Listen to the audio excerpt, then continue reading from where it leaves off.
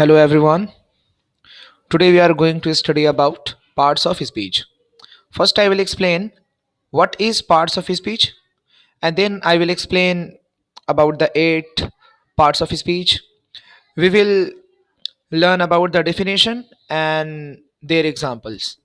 So first let me explain what is parts of speech. पहले हम लोग ये जानने की कोशिश करेंगे कि parts of speech होता क्या है. So here is a short definition.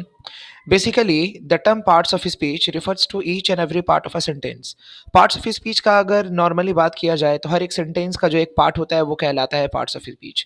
लेकिन so each and every part of a sentence is a part of a speech.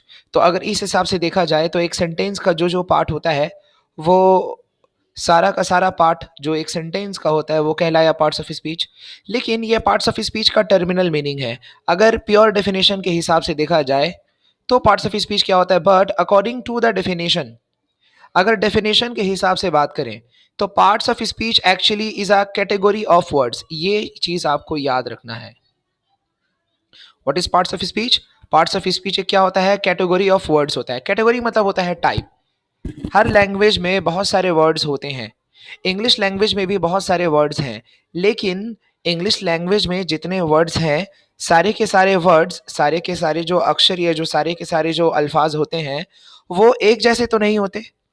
सारे वर्ड्स अलग अलग टाइप्स के होते हैं. तो ये जो वर्ड्स का टाइप होता है यही कहलाता है पार्ट्स ऑफ स्पीच. मतलब parts of speech, actually part of speech किसको बोलते हैं? ये एक कैटेगरी ऑफ वर्ड्स होता है. यानी इंग्लिश डिक्शनरी में बहुत सारे वर्ड्स हैं और हर वर्ड का अलग अलग फंक्शन है. तो फंक्शन के बेसिस पे वर्ड्स को 8 टाइप्स में कैटेगराइज किया गया है. समझ में आ रही है बात? एक सेंटेंस में बहुत सारे वर्ड्स होते हैं लेकिन सारे वर्ड्स का फंक्शन अलग अलग होता है. तो फंक्शन के बेसिस पे एक सेंटेंस में जितने वर्ड्स होते हैं या एक पैराग्राफ में जितने वर्ड्स होते हैं सारे वर्ड्स का अलग अलग फंक्शन होता है. फंक्शन के बेसिस पे हम लोग वर्ड्स को 8 टाइप्स में डिवाइड कर सकते हैं, 8 टाइप्स में बांट सकते हैं और 8 टाइप्स में बांटा गया है वर्ड्स को उनके फंक्शन के हिसाब से. और ये जो वर्ड्स का 8 पार्ट में या 8 टाइप में जो क्लासिफिकेशन होता है इसी को हम लोग बोलते हैं पार्ट्स ऑफ स्पीच. ठीक है. और वर्ड्स को जो कैटेगराइज किया जाता है यानी वर्ड्स को जो बांटा जाता है किस बेसिस पे? देखिए, on the words function. Let me underline this.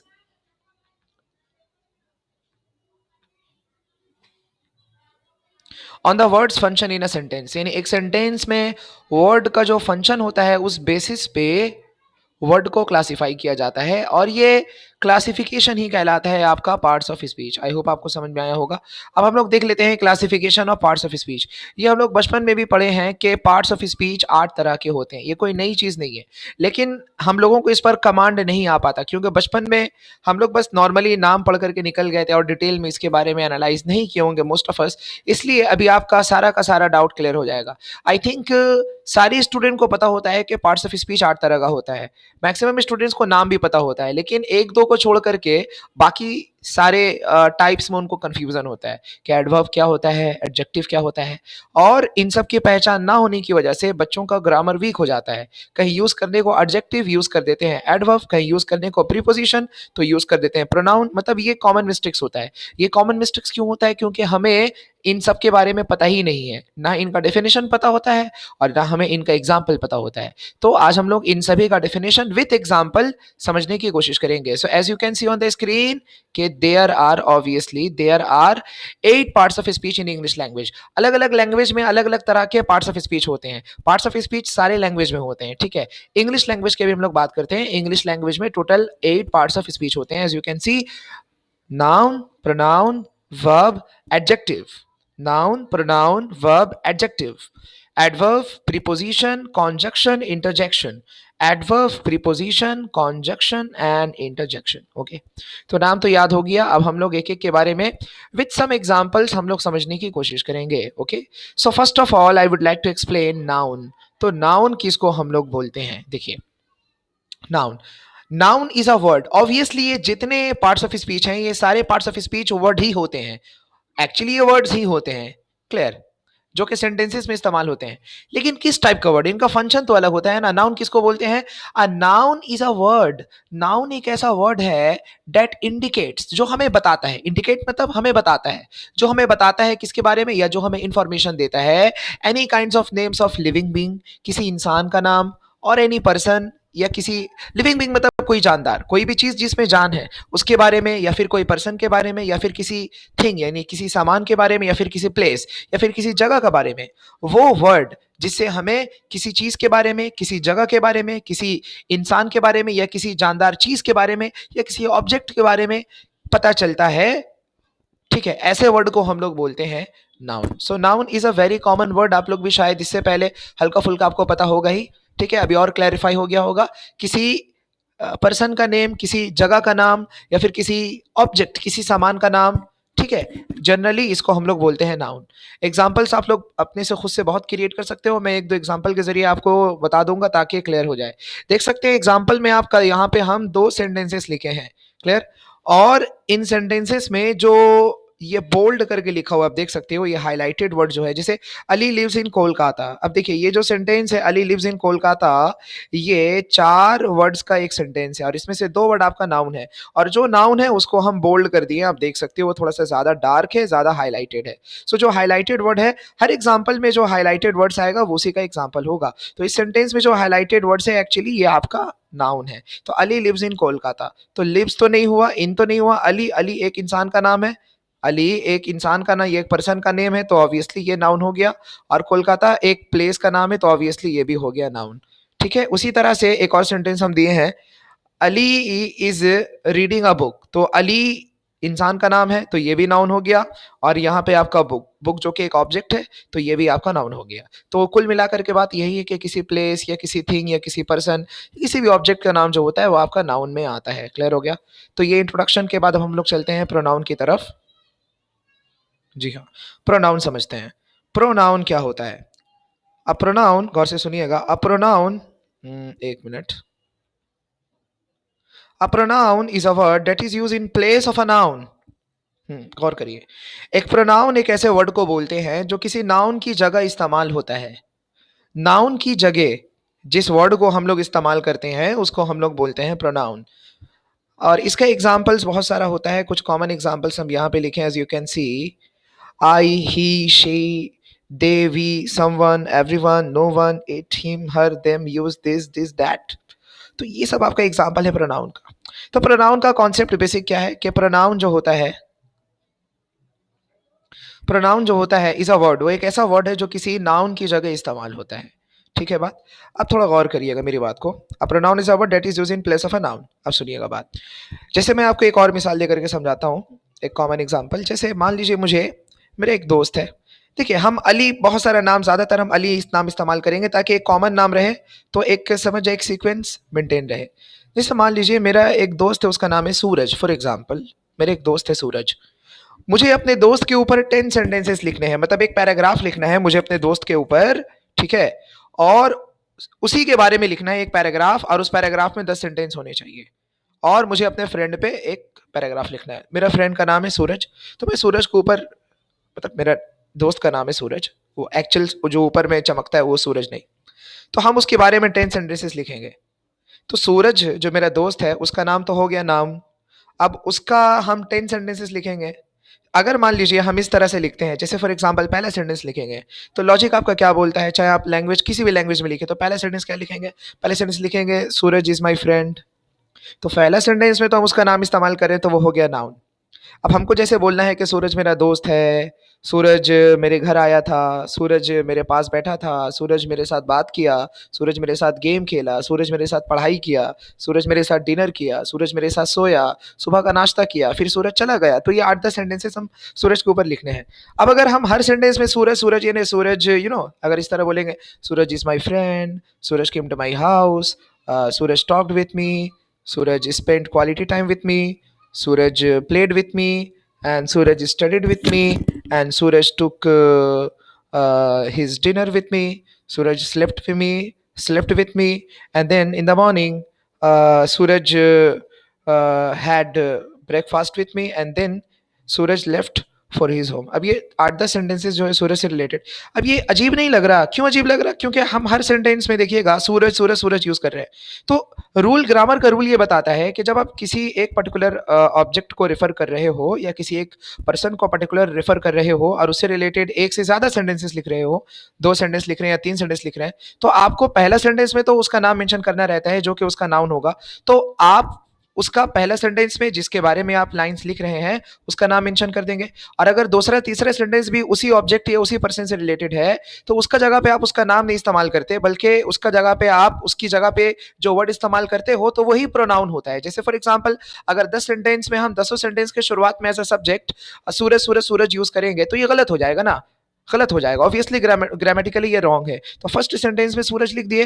अब सेकंड थर्ड फोर्थ सारा सेंटेंस सूरज से रिलेटेड ही होने वाला है, लेकिन चूंकि सूरज है वो एक लड़का है उसके लिए हम ही यूज करेंगे। अब बोलेंगे सूरज इज माय फ्रेंड, अब हम बोलेंगे he came to my house, he ate with me, and he talked with me, he played game with me. तो अब ये जो हम ही यूज कर रहे हैं तो ये ही किसके लिए यूज कर रहे हैं? सूरज के लिए ही यूज कर रहे हैं ना। क्लियर हो गया? तो ये एक्चुअली फर्स्ट सेंटेंस में सूरज इस्तेमाल किया, बाकी सब सेंटेंसेस में ही इस्तेमाल कर रहे हैं। तो ये ही एक्चुअली किसके लिए है? सूरज के लिए। तो सूरज का नाम नाउन था, तो नाउन की जगह हम अब बाकी सेंटेंसेस में रिप्लेस कर दिए ही से। तो ही जो है वो नाउन की जगह ले लिया। तो ही एक ऐसा वर्ड है जो नाउन की जगह ले रहा है। तो वही वर्ड जो किसी नाउन की जगह आता है दैट इज कॉल्ड प्रोनाउन। तो वही डेफिनेशन भी है, a pronoun is a word that is used in place of a noun. I hope आपको क्लियर हुआ होगा। जैसे यहाँ पे हम एग्जांपल दिए, Ali is a responsible person. समझ में आ गया? अली एक रिस्पॉन्सिबल पर्सन है। He completes all of his task before deadline. वो वक्त के खत्म होने से पहले अपने सारे काम को पूरा कर लेता है। तो अब अगर फर्स्ट सेंटेंस में हम अली इस्तेमाल किए, ये हो गया आपका नाउन, और दूसरे सेंटेंस में हम फिर अली लिखते तो थोड़ा एब्रप्ट लगता है, इसलिए ही इस्तेमाल किए। तो यही एक्चुअली अली की जगह इस्तेमाल हुआ है जो कि एक नाउन था। तो नाउन की जगह जो वर्ड इस्तेमाल किया this is called pronoun. I hope आपको क्लियर हुआ होगा। चलते हैं हम आगे की तरफ। वर्ब। वर्ब हम लोग समझने की कोशिश करते हैं कि वर्ब होता क्या है। सारे पार्ट्स ऑफ स्पीच में नाउन के बाद अगर कोई इंपॉर्टेंट पार्ट्स ऑफ स्पीच आता है तो वह है आपका वर्ब। वर्ब किसको बोलते हैं? Verbs indicate words which express, एक मिनट अंडरलाइन कर ले इसको, नॉट एक मिनट, 1 सेकेंड 2 सेकेंड जो भी। Verbs indicate words which express works और एक्शन। अच्छा, वर्ब जो होते हैं ऐसे वर्ड को बोलते हैं विच एक्सप्रेस वर्क और एक्शन, जिससे किसी काम का होना हमें पता चलता है। आई होप आपको बात समझ में आ गई। वर्ब एक ऐसे वर्ड्स को कहते हैं, ऐसे वर्ड्स को कहते हैं जिस वर्ड से हमें लगता है कि कोई काम हो रहा है, किसी वर्क या किसी एक्शन के बारे में हमें पता चलता है। वो वर्ड जिससे हमें किसी काम या किसी एक्शन के बारे में पता चले कि हाँ ये काम हो रहा है, या अ काइंड ऑफ एक्शन, किसी काम के बारे में पता चले, किसी वर्क के बारे में पता चले, तो वो वर्ड आपका कहलाता है वर्ब। ठीक है, अब आप देख सकते हैं अली हेल्प्स एवरीवन। अब ये जो सेंटेंस है अली, ये तो आप जानते हो नाउन है। हेल्प यूज, यस, हेल्प जो है ये एक वर्ब है।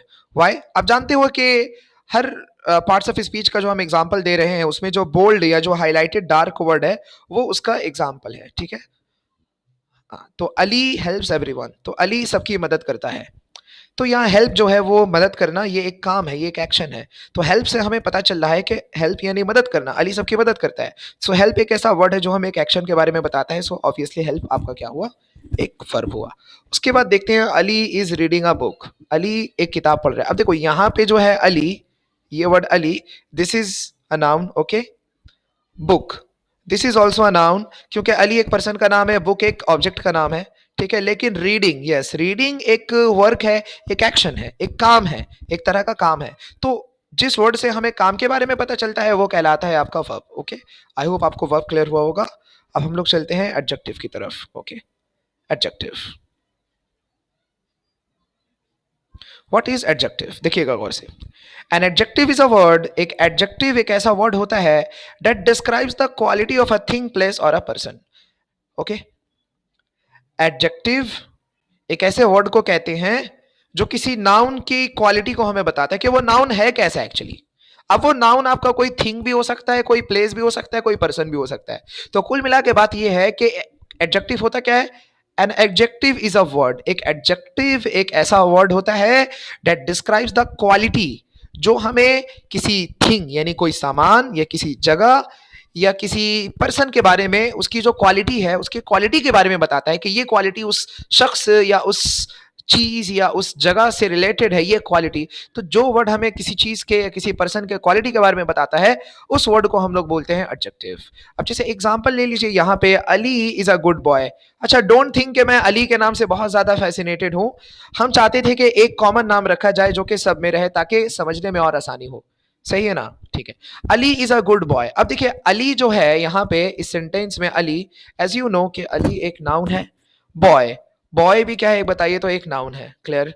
लेकिन ये जो गुड है, गुड, ये गुड अली के क्वालिटी को बता रहा कि अली एक अच्छा लड़का है, क्लियर। तो अली तो नाउन हो गया, लेकिन अली कैसा है? अली गुड है, तो ये गुडनेस उसकी क्वालिटी में शामिल है ना।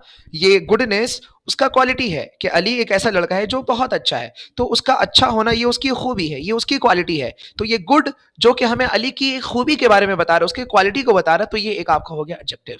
सिर्फ इंसान ही नहीं बल्कि किसी चीज की भी क्वालिटी जिस वर्ड से हमें पता चलती है तो वो वर्ड आपका एडजेक्टिव में है। जैसे Ali has a red pen.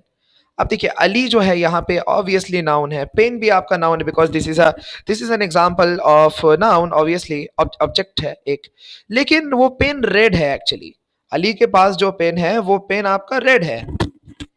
तो पेन रेड है मतलब पेन एक ऑब्जेक्ट है, लेकिन पेन की खूबी क्या है, पेन की क्वालिटी क्या है कि उसका कलर रेड है। तो रेड कलर जो है वो उस पेन की क्वालिटी है, तो रेड आपका क्या हो गया? एडजेक्टिव हो गया। क्लियर हो गया? अब जैसे हम बोल सकते हैं कि Delhi is a very polluted city, for example. जैसे हम बोलते हैं कि दिल्ली एक काफी पोल्यूटेड शहर है, हम दिल्ली वालों का मजाक नहीं उड़ा रहे हैं। रिसेंटली अभी न्यूज में आ रहा है कि न्यू दिल्ली उसका पोल्यूशन लेवल काफी बढ़ गया है, खासतौर से विंटर सीजन में बढ़ जाता है। तो जस्ट मेरे जहन में आया रैंडमली, तो हम ये एग्जांपल लेने लगे, ठीक है। सो तो दिल्ली या न्यू दिल्ली बोल सकते हो, new Delhi is a polluted city, ठीक है। तो ये तो जगह हो गया। तो न्यू दिल्ली का पॉल्यूटेड, अब देखिए ये जानबूझ के हम पॉल्यूटेड वाला वर्ड लाए हैं एक्चुअली। क्वालिटी में जरूरी नहीं कि सिर्फ अच्छाई या गुड क्वालिटी ही हो, क्वालिटी भी दो तरह का होता है, गुड क्वालिटी एक बैड क्वालिटी। समझ में आ गया? तो एडजेक्टिव ये मत समझिएगा कि किसी जगह या किसी पर्सन या किसी चीज का सिर्फ गुड क्वालिटी को ही बताते हैं, उसके बैड क्वालिटी को भी बताता है, बस उसका क्वालिटी होना चाहिए। तो हम लोग अपने ब्रेन में ये बसा के रखते हैं कि क्वालिटी का मतलब सिर्फ उसका पॉजिटिव होगा, नहीं, उसका पॉजिटिव नहीं, उसका नेगेटिव एस्पेक्ट भी क्वालिटी में आता है। सो क्वालिटी का मतलब समझ जाइए दो तरह का होता है, एक होता है आपका गुड क्वालिटी, एक होता है आपका बैड क्वालिटी। तो जैसे हम यहाँ पे बोले ना Ali is a good boy, तो अली से रिलेटेड जब हम गुड लगा रहे हैं तो ये गुड उसके क्वालिटी को बता रहे हैं, मतलब वो अच्छा लड़का है। लेकिन जब हम बोल रहे हैं कि Delhi new new Delhi is a polluted city, जब हम ये सेंटेंस बोल रहे हैं तो इसका मतलब न्यू दिल्ली एक पॉल्यूटेड सिटी है, मतलब सिटी तो है लेकिन वो पॉल्यूटेड है, तो ये भी उसका एक नेगेटिव क्वालिटी हो गया। तो ये पॉल्यूटेड जो वर्ड है ये भी आपका हो जाएगा एडजेक्टिव। क्लियर हो गया? मतलब जो किसी शहर या किसी चीज या किसी इंसान से रिलेटेड उसके क्वालिटी को डिस्क्राइब करे वो वर्ड आपका कहलाता है एडजेक्टिव। बहुत सारे एडजेक्टिव्स होते हैं, अनगिनत एडजेक्टिव्स होते हैं। वर्ब बहुत सारा होता है, एडजेक्टिव बहुत सारा होता है। कुछ पार्ट्स ऑफ स्पीच जो होते हैं वो फिक्स होते हैं, जैसे प्रोनाउन, प्रोनाउन फिक्स है, ज्यादा नहीं होता है। नाउन तो भैया हजारों है, नाउन हजारों लाखों हो सकता है। अब दुनिया में जितने लोग हैं सबका नाम नाउन है, दुनिया में जितनी चीजें हैं उन सभी का नाम नाउन है, दुनिया में जितने जगह है, प्लेसेस है, सबका नाम नाउन, तो नाउन अनलिमिटेड होता है। उसी तरह वर्ब भी बहुत सारा होता है। क्लियर हो गया? There are thousands of words in English dictionary. और एडजेक्टिव भी बहुत सारे होते हैं ऑब्वियसली। अब हम लोग आते हैं पांचवा यानी एडवर्ब। अच्छा, एडवर्ब को थोड़ा गौर से समझिएगा, ठीक है। एडवर्ब को गौर से समझिएगा। ओके, एडवर्ब देखिए ये थोड़ा सा ट्रिकी होता है समझने में, एडवर्ब, ठीक है। लेकिन मैंने यहाँ पे जितनी बातें लिखी हैं अगर आप उसको ज़हन में रखिएगा तो उसके बाद आपके लिए एडवर्ब को पहचानना किसी भी सेंटेंस या किसी भी पैराग्राफ में आपके लिए बड़ा आसान हो जाएगा। देखिए ये पार्ट्स ऑफ स्पीच को आइडेंटिफाई करना क्यों जरूरी है, क्योंकि देखिए ये जो पार्ट्स ऑफ स्पीच होते हैं ये इंग्लिश ग्रामर की रीढ़ की हड्डी है एक्चुअली। जैसे आप देखिएगा कोई बिल्डिंग बनता है तो बिल्डिंग यूं ही नहीं खड़ा हो जाता है, उसका जो यूनिट होता है वो ईंट। अगर ईंट के बारे में आपको नॉलेज ना हो या ईंट ही ना हो तो फिर आप दीवार खड़ी नहीं कर सकते। उसी तरह अगर आपको पार्ट्स ऑफ स्पीच का नॉलेज ना हो, क्योंकि सेंटेंस बनता ही है पार्ट्स ऑफ स्पीच से, अगर आपको आपके पास ईंट ही नहीं है तो आप दीवार कहां से बनाइएगा। और अगर आपके पास ईंट का नॉलेज नहीं है तो आप जैसे तैसे दीवार बना दीजिएगा, बनाने को कुछ बन जाएगा कुछ। तो इसीलिए आपको पार्ट्स ऑफ स्पीच का नॉलेज होना बहुत जरूरी है दो काम के लिए, एक तो किसी सेंटेंस में क्या आइडेंटिफाई करने के लिए, और अगर कहीं पे आपसे एक पर्टिकुलर वर्ड का ये पूछता है, जैसे एक एडजेक्टिव आपको वहां पे फिल करना है, तो आप वेल सोच पाओगे कि ये कौन सा वर्ड एडजेक्टिव है, कौन सा वर्ड एडजेक्टिव नहीं है। बहरहाल तो एडवर्ब को हम लोग समझने की कोशिश करते हैं। एडवर्ब्स आर वर्ड्स, एडवर्ब्स वो वर्ड्स होते हैं दैट डिस्क्राइब, जो हमें डिस्क्राइब करते हैं, मतलब डिटेल में बताते हैं, इंफॉर्मेशन देते हैं किसी वर्ब या किसी दूसरे एडवर्ब या किसी एडजेक्टिव से रिलेटेड। ये थोड़ा सा ट्रिकी हो सकता है समझने में, आई अंडरस्टैंड, लेकिन आप मेरी बात को बगौर सुनिएगा तो आपको पूरा समझ में आ जाएगा इंशाल्लाह। ठीक है। एडवर्ब्स आर वर्ड्स, एडवर्ब्स ऐसे वर्ड्स को कहते हैं डेट डिस्क्राइब, जो हमें मजीद जानकारी देते हैं, जो हमें और बताते हैं किसके बारे में, वर्ब्स के बारे में, यानी कोई दूसरा उसी सेंटेंस में कोई दूसरा वर्ब है या कोई दूसरा एडवर्ब है या कोई दूसरा एडजेक्टिव है उसी सेंटेंस में। तो एडवर्ब एक ऐसा वर्ड होता है जो उसी सेंटेंस में मौजूद दूसरे वर्ब या एडवर्ब या एडजेक्टिव से रिलेटेड हमें और इंफॉर्मेशन देते हैं। आगे चलते हैं। दे आंसर द क्वेश्चंस, एडवर्ब ऐसे वर्ड होते हैं जो हमें बताते हैं हाउ, कि कोई चीज हुआ तो कैसे हुआ, व्हेन कब हुआ, वेयर कहां हुआ, हाउ मच कितना हुआ, एंड ऑफन, और ज्यादातर 90% एडवर्ब्स जो होते हैं, जो वर्ड्स होते हैं, उनका एंडिंग एल वाई से होता है। जैसे रेगुलर से रेगुलरली, ठीक है, लाउड से लाउडली, क्विक से क्विकली। क्लियर हो गया? सो क्विक, क्विक बोलते हैं ना, जैसे हम फॉर एग्जांपल बोल सकते हैं कि ही इज वेरी क्विक। जब हम ये सेंटेंस बोलते हैं, गौर से सुनिएगा, ही इज वेरी क्विक, तो जब हम ये सेंटेंस बोल रहे हैं कि he is very quick, quick का मतलब वो बहुत तेज है, तो ये क्विक उसके क्वालिटी को बताता है, तो ये क्विक क्या हुआ, एडजेक्टिव हुआ। लेकिन हम बोल सकते हैं ना ही वॉक्स वेरी क्विकली, या फिर हम बोलते हैं ना ही वॉक्स क्विकली, तो क्विकली में जब आप एल वाई लगा दिए एडजेक्टिव से, वो बन गया एडवर्ब। तो ज्यादातर जो वर्ड्स होते हैं जो एल वाई से एंड होते हैं, जिनका खात्मा, जिनके एंडिंग में एल वाई होता है, तो 90% जो एडवर्ब्स होते हैं उनका एंडिंग में एल वाई ही होता है। 90%, सारे के सारे नहीं। कुछ ऐसे भी एडवर्ब्स होते हैं जिनके एंडिंग में एल वाई नहीं है लेकिन फिर भी वो एडवर्ब्स है, उनके बारे में भी मैं आपको बताऊंगा, नीचे बताने वाला हूं। लेकिन याद रखिएगा 80 से 90% जो इंग्लिश डिक्शनरी में जो वर्ड्स होते हैं, जो एडवर्ब होते हैं, उनका एंडिंग एल वाई से होता है। ठीक है, लेकिन ये मत समझ लेना कि सारा एडवर्ब एल वाई से ही एंडिंग होता है, ये जितना वर्ड्स जो एल वाई से एंडिंग होता है वो एडवर्ब भी हो, ये जरूरी नहीं, एक्सेप्शन सारे केसेस में आपको मिलेंगे। ठीक है, तो ये और फर्दर हम लोग पढ़ते हैं कि इट इज अ वर्ड, ये एक ऐसा वर्ड है that gives us more information, ये हमें और ज्यादा इंफॉर्मेशन देता है। उसी सेंटेंस में कोई वर्ब है या कोई एडजेक्टिव है या कोई अदर एडवर्ब है एक सेंटेंस में। क्लियर हो गया? यानी एक सेंटेंस है, उस सेंटेंस में मान लीजिए कोई वर्ब है, कोई एडजेक्टिव है या कोई दूसरा एडवर्ब है, तो उस वर्ब, एडजेक्टिव या एडवर्ब से रिलेटेड हमें मोर इंफॉर्मेशन देता है वो एडवर्ब। ठीक है, जैसे एग्जांपल ले लेते हैं, जैसे the winter is coming soon.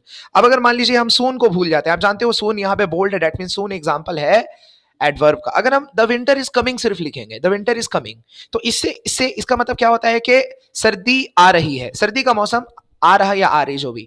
लेकिन जब हम लगा देते हैं कि the winter is coming soon, कि सर्दी का मौसम बहुत जल्द आ रहा है, तो जब हम ये कहते हैं द विंटर इज कमिंग, तो बस इसमें यही मेंशन है कि सर्दी का मौसम आ रहा है।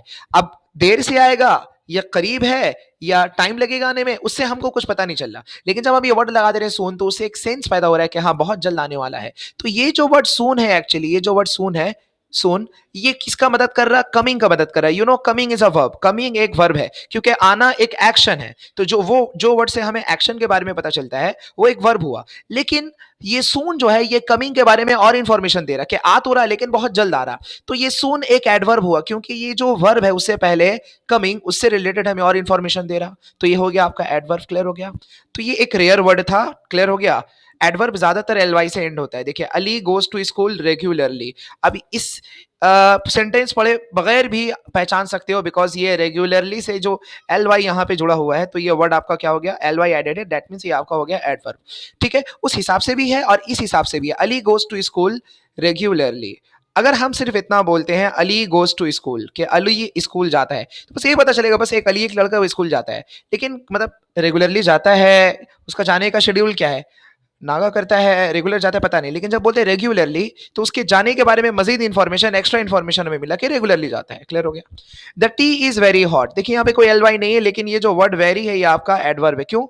अगर हम सिर्फ बोलते हैं द टी इज हॉट, कि चाय गर्म है, तो कितना गर्म है नहीं पता चला, लेकिन जब वेरी लगा दे रहे हैं तो ये पता चला कि बहुत ज्यादा गर्म है। तो हॉट क्या हुआ, हॉट, हॉट इज एडजेक्टिव, तो हॉट से रिलेटेड, यानी हॉट एक एडजेक्टिव है, हॉट से रिलेटेड हमें ज्यादा इंफॉर्मेशन दे रहा वर्ड वेरी, तो ये वेरी क्या हुआ बताइए, तो एडवर्ब हो गया। देखिए ये सेंटेंस में क्या था, कमिंग सून, कमिंग था वर्ब, सून है आपका एडवर्ब, तो एडवर्ब हमें वर्ब से रिलेटेड भी मोर इंफॉर्मेशन देता है। और इसमें क्या बताइए, तो the T is very hot, तो इस सेंटेंस में आपका हॉट एडजेक्टिव था, और वेरी आपका एडवर्ब है। तो इसमें जो एडवर्ब है वो आपका एडजेक्टिव से रिलेटेड मोर इन्फॉर्मेशन दे रहा है। तो यही बातें हम डेफिनेशन में आपको समझा करके गए। और भी बहुत सारे, जैसे Ali ran quickly, as you can see L Y, Ali called my name loudly, as you can see loudly L Y. Okay, अच्छा, अब कुछ एक्सेप्शंस भी होते हैं। ज्यादातर जो एडवर्ब्स होते हैं उनका एंडिंग एल वाई से होता है, क्लियर। और ज्यादातर जो एडवर्ब्स होते हैं वो एडजेक्टिव में एल वाई जोड़ करके, एडजेक्टिव में एल वाई जोड़ करके ज्यादातर एडवर्ब्स तैयार होता है। क्लियर हो गया? यहां पे लिखा देखिए, मोस्ट एडवर्ब्स, एक minute, most adverbs are formed, ज्यादातर जो एडवर्ब्स बनते हैं by adding L Y to an adjective, वो किसी एडजेक्टिव में एल वाई को जोड़ करके वो एडवर्ब्स तैयार होते हैं। क्लियर हो गया?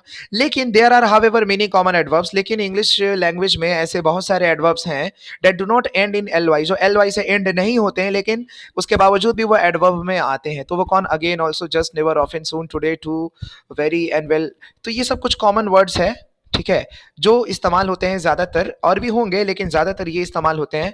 तो ये एलवाई से एंड नहीं होते लेकिन ये भी एडवर्ब के खानदान में आते हैं। समझ में आ गया?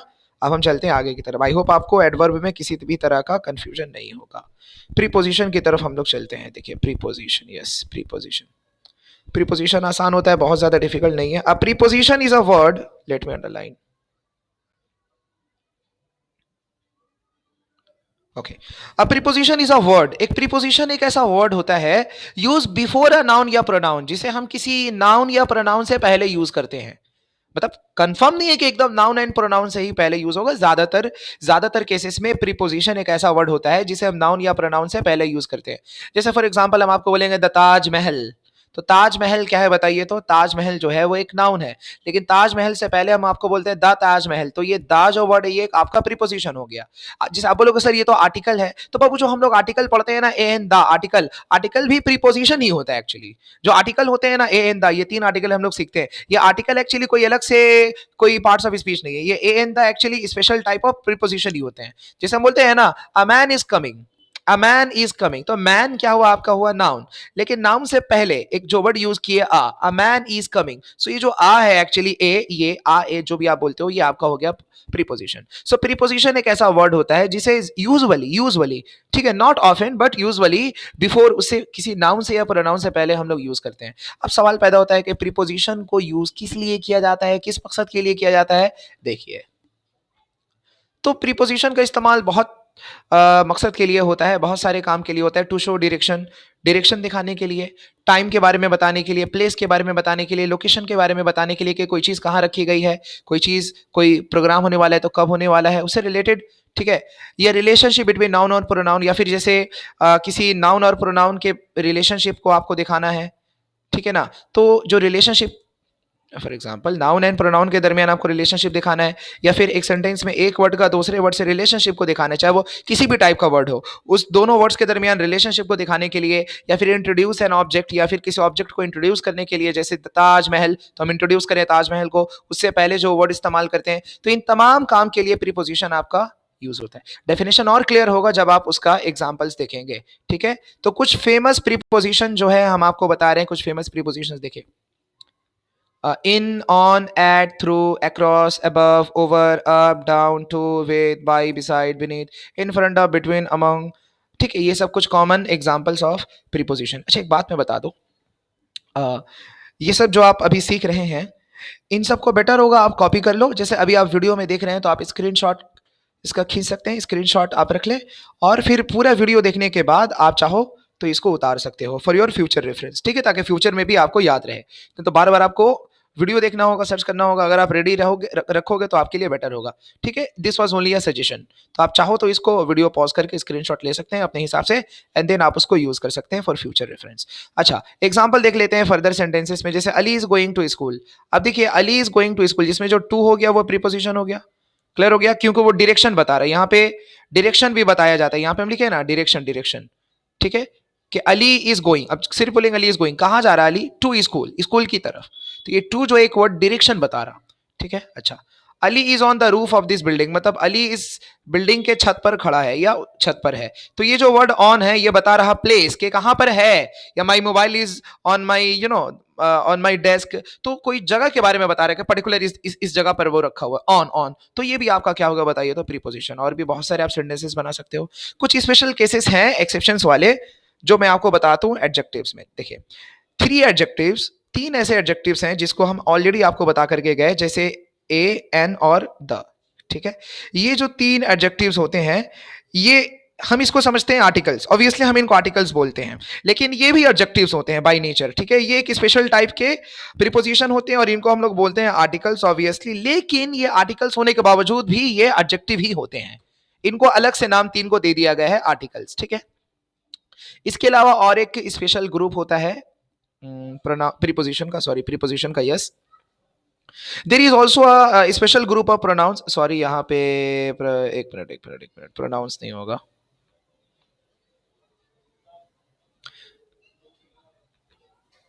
You should better know this only thing, आप बस इसी को जान करके रखो कि थ्री एडजेक्टिव्स के तीन एडजेक्टिव्स होते हैं, ए, एन और द। ठीक है, ये स्पेशल कैटेगरी के होते हैं जिसको हम लोग आर्टिकल्स बोलते हैं, आर्टिकल्स भी होते हैं और ये आपका प्रीपोजिशन भी होते हैं। अब हम लोग चलिए चलते हैं कंजक्शंस और इंटरजेक्शंस की तरफ, जो कि हमारा आखिरी तो फिगर ऑफ स्पीच है। ओके, देखिए, कंजक्शन, कंजक्शन किसको बोलते हैं?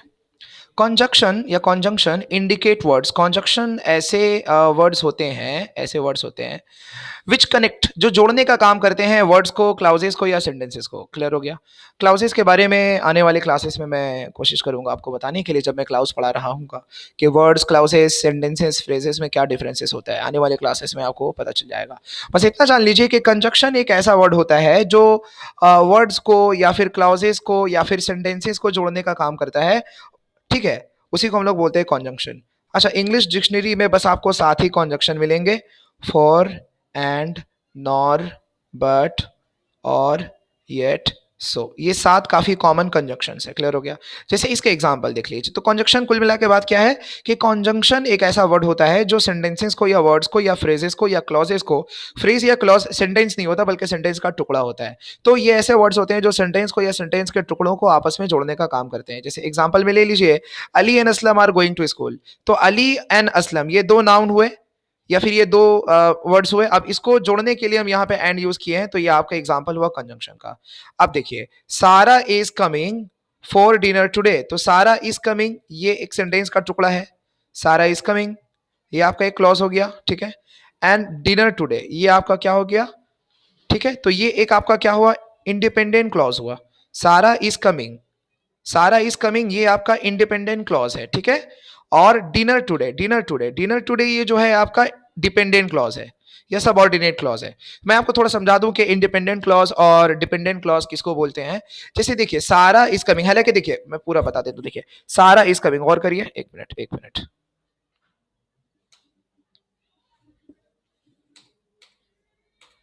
अब देखिए, Sara is, what is happening,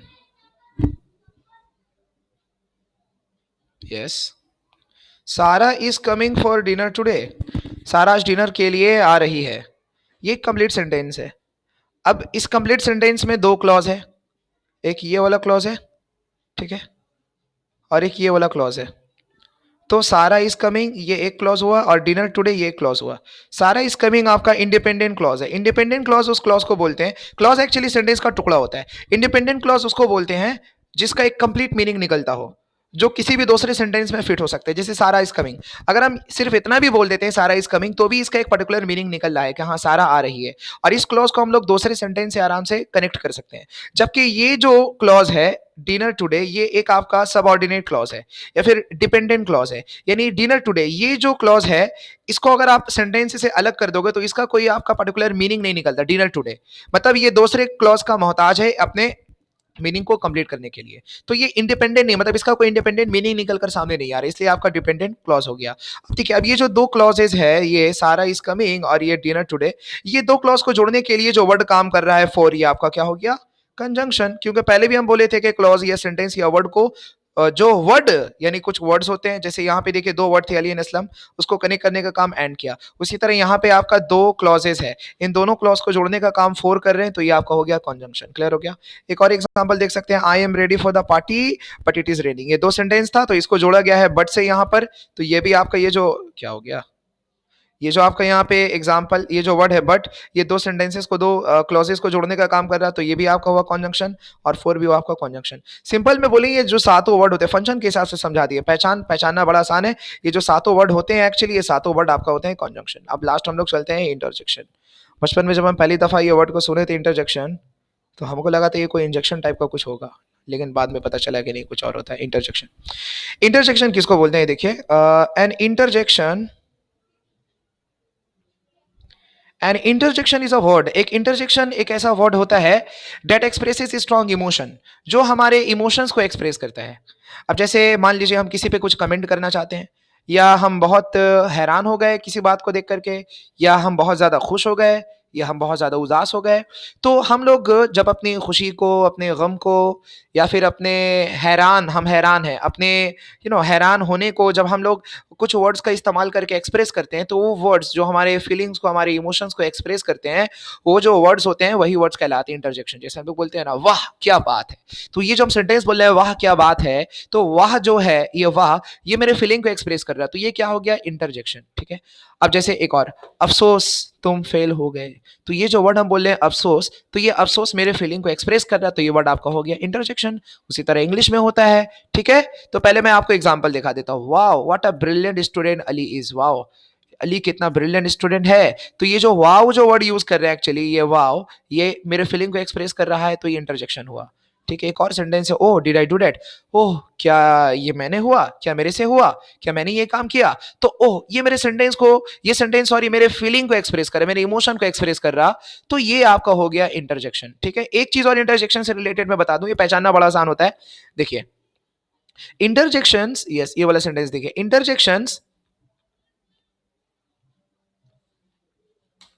interjection can be followed by a comma और एन एक्सक्लेमेशन पॉइंट। इंटरजेक्शन जो वर्ड होता है उसके बाद चाहे तो कॉमा यूज किया जाता है, चाहे तो एक्सक्लेमेशन मार्क यूज किया जाता है। एज यू कैन सी वाव के बाद यहाँ पे एक्सक्लेमेशन मार्क यूज किया गया है, और ओ के बाद यहाँ पे कॉमा यूज किया गया है। ठीक है। तो आज के क्लास में मैंने आपको सारा पार्ट्स ऑफ स्पीच के बारे में बताया। उम्मीद है और उम्मीद करता हूं कि आपको सारी बातें समझ में आई होंगी।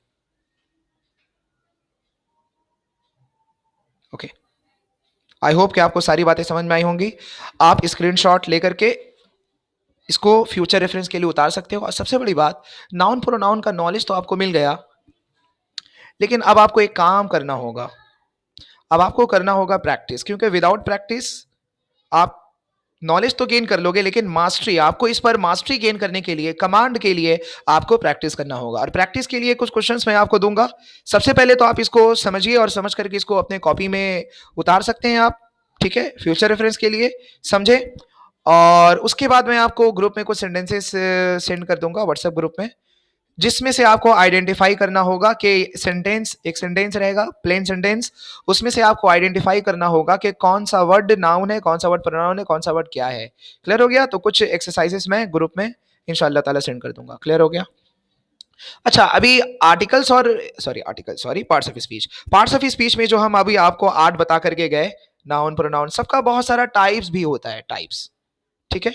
तो हम समझे बेहतर होगा कि हम एक और लेसन में आपको इन सभी का टाइप्स बता देंगे, क्योंकि एक ही लेसन में सारी बातें बता देने से हो सकता है कंफ्यूजन क्रिएट हो। तो पहले आप, इस मेरा मतलब मेन ऑब्जेक्टिव था कि मैं आपको इन आर्टों के बारे में डिटेल में बताऊं, ताकि आपको इंट्रोडक्शन वाला नॉलेज हो जाए कि नाउन प्रोनाउन बोलते किसको हैं। अब उसके बाद जब आपको सारी बातें पता चल गई, इन सब के रिलेटेड डेफिनेशन और एग्जांपल पता है, अब इनका मैं आपको काइंड्स या टाइप्स बताऊंगा, तो भी वो आपको इंशाल्लाह ताला समझ में आएगा, जो कि मैं आपको नेक्स्ट वीडियो लेसन में मैं आपको समझा दूंगा, नाउन का टाइप्स, प्रोनाउन का टाइप्स। तब तक के लिए इतना नॉलेज रखिए। Keep learning, keep growing. Okay everyone, thank you so much for watching this video. May God bless all of you.